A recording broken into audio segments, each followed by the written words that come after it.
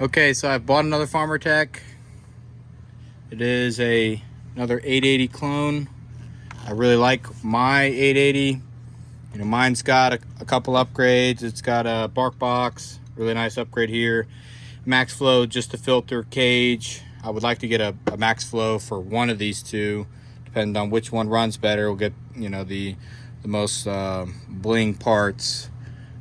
But this one's been ported by me. I ported it because pretty much it was unusable. It was just too slow for me to use. My smaller, like 661, was faster than this saw was, you know, in stock form. So I ported it, unlimited coil.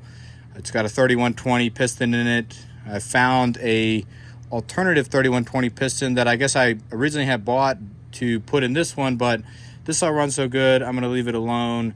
And I'm going to put the piston, this is a 3120 Meteor piston. So what's cool about the Meteor piston here is it's got wider skirts. And I traced, when I had this cylinder torn apart, just to, you know, check on everything in there, see how everything was doing, since I'm spinning a lot higher RPM than what it was, I guess, made for. And, you know, it's making a lot more power, probably like twice as much power as what it had from the factory. I traced this port. So this is how wide the exhaust port is on this saw.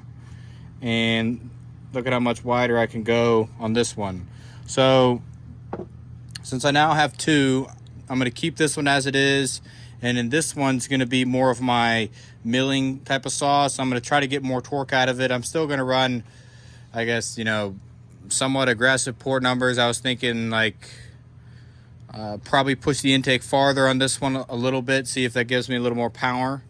Because I can always just put a little bit of JB Weld in the intake to bring it back. But I was thinking like 78 intake, or maybe go a little bit beyond that, depending on how my other experiment goes with the 460 with the still cylinder on it.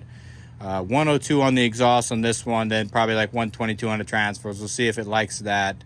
It's, you know, very easy to raise the exhaust if it doesn't respond well to what I'm thinking. This one's got a pretty high exhaust roof. It's like 96, I think it's 96, 122, and 75 intake.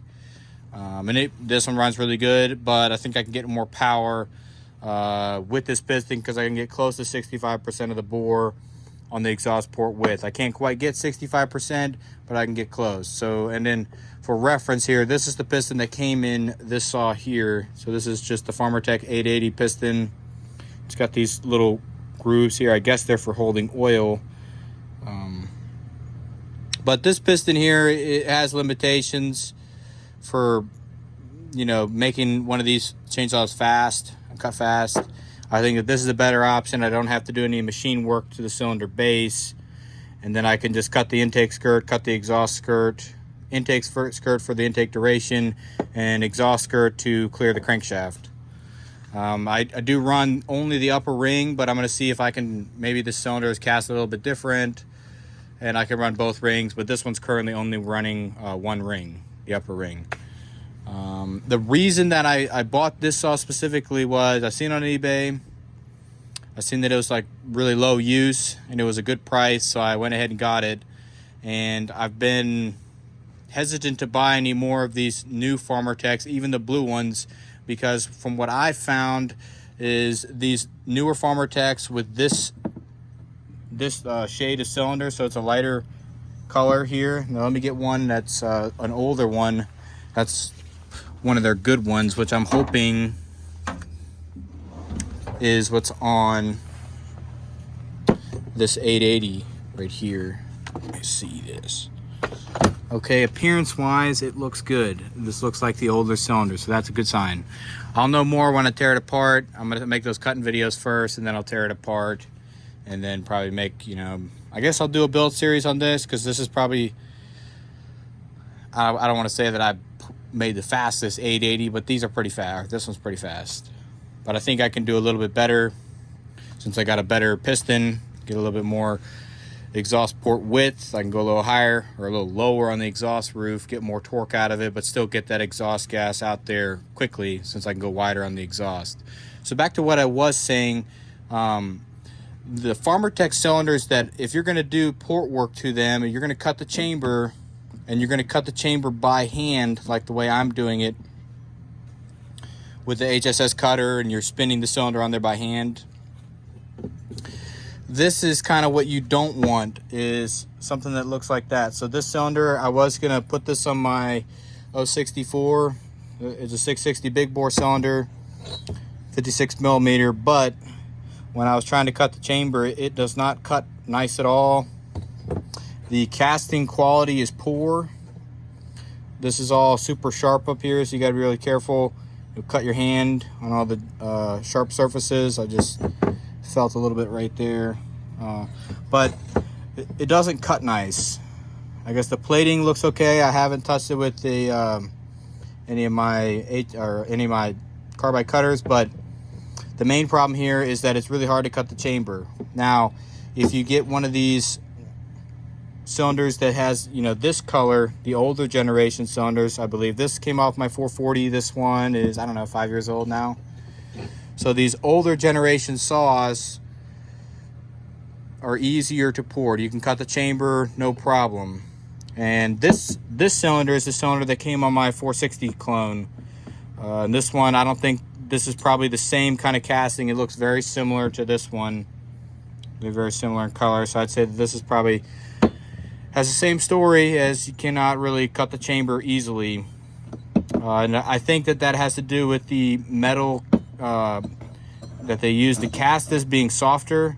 That'd be my guess as to why it doesn't cut as nice. So that's in a nutshell why I bought this 880. We're gonna, like I said, we're gonna set this one up more for milling. We'll see if I can get a better runner out of this one than I got out of this one, and then I'll keep them both, because I don't really know how reliable that these saws are long term, with the way that I'm, you know, modifying them and how much more RPM they spin. I mean, these spin like 12,000, at least 12,000 in the cut is what I would say.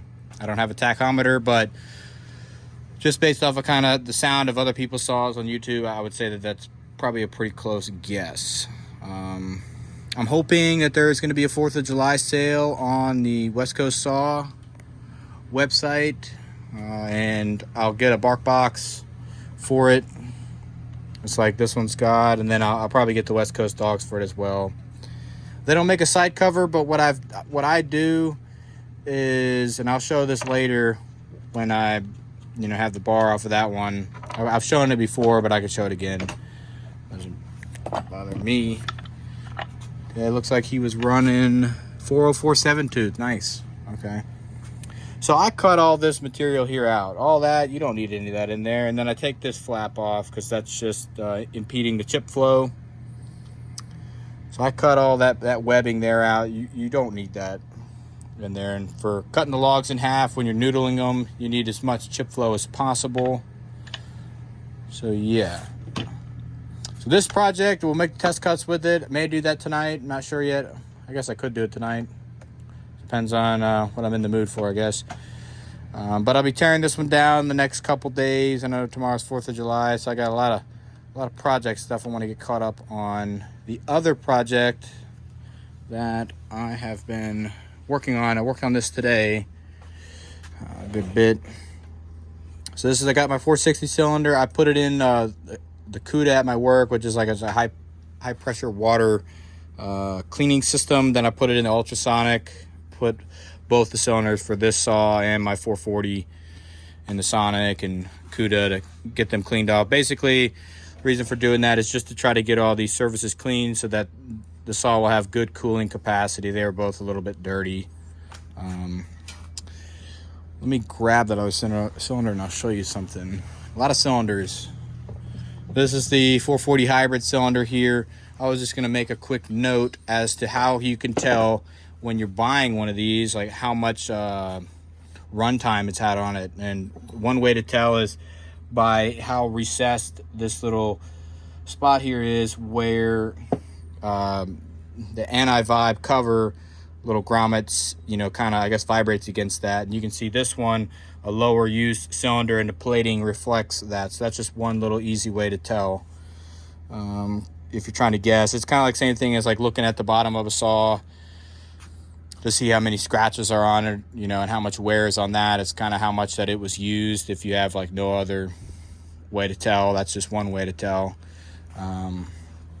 So I've got 2 piston options here. I'm going to go with the flat top for now because I didn't have time today to cut a domed sanding mandrel. So I'll save this one for another build, but I made a 5 degree 40 thou tapered pop-up out of this 064 piston. The piston that's in there right now, I just put it together to transport it. It's one like this. I did not cut an exhaust relief on it. This is the piston that goes in this saw here, this 440 hybrid. So I cut the intake skirt just like I did on this. You know, these are about the same. Cut the exhaust skirt. I only took like 10 thou off the exhaust skirt, and I took for this one with this cylinder, and everyone's cylinder is going to be different because I guess the plating, or no, the castings are all over the place as far as where these 460 cylinders are. So for this specific cylinder, I took 140 thousandths off the intake skirt in the mill. Took 140 thousandths off the intake skirt to get the intake open at 78 degrees. And the other thing I did while I had all these pistons is I machined out all of these, or machined out this area right here on both of these pistons, this one and the other one. I figured I'd just do them both because I had it kind of set up to do one. I just did both. And then, you know, you can see I just grind a new oil slot here. I guess what that is. That's what I've done on this one after I widen it. So I'll just have to grind that out to help get oil to the bearing. So this is the project I'll be working on. We're shooting for more power than what that one makes, and that one's really close to my 500i. So I feel that if I do everything right here, this one should make more power than my 500i. I really like these 460 or 440, 460 saws. I think they good power to weight ratio, especially when they're ported. They're pretty fun to run. They're pretty snappy. So I think realistically, I'm going to get all the port work done tomorrow on this one. So when I'm fresh, I can do my best work, you know, in the morning. So I'll do all the port work. I'll get the cylinder glued down tomorrow. And then Friday, I'll be running this, and hopefully I'll have a break-in video on Friday. Is the plan for that. This one, I was actually I was surprised with the numbers. It was pretty conservative relative to what I thought that I was doing. Intake was at like 76. Exhaust was higher than I thought it was, which I guess explains kind of why it was kind of zippy, maybe. But we'll do this one kind of a little bit for more torque. I feel like that would be more usable based off of my cutting style now. A little more torque would be better than more snap. It should have plenty of snap anyways, but you know, the torque is what you want when you're cutting hardwood or running long bars. So yeah, that's a little update on that. This is my new mandrel here. I've just recessed here for my set screws. I need to drill and tap them. I find that it's best, you know, to drill your set screws with a hand drill, at least your pilot hole. Then you can bring it over to the drill press to bring out to your size of set screw you're going to use. You can see my cutter angle here is pretty upright. This should give me a more controlled cut, and hopefully I will have to do minimal sanding to this cylinder when I get it close so that the chamber is perfectly round. We'll shoot for 20,000 squish. This one is going to get a decomp because that cylinder there is at 190, and I think that the chamber is going to be smaller on this one than it is on this 460 D chamber cylinder. So we'll run a decomp. I mean, with 190 pounds of compression, with that starter design, you have a limited number of cold starts before you break that rope. It lasted for a while, but might as well take it easy on the ropes and just throw a decomp in this one. So I'll just put a Husqvarna decomp in here to take it easy on the starter. So that's a little update on what's going on. That's it for now. Thanks for watching.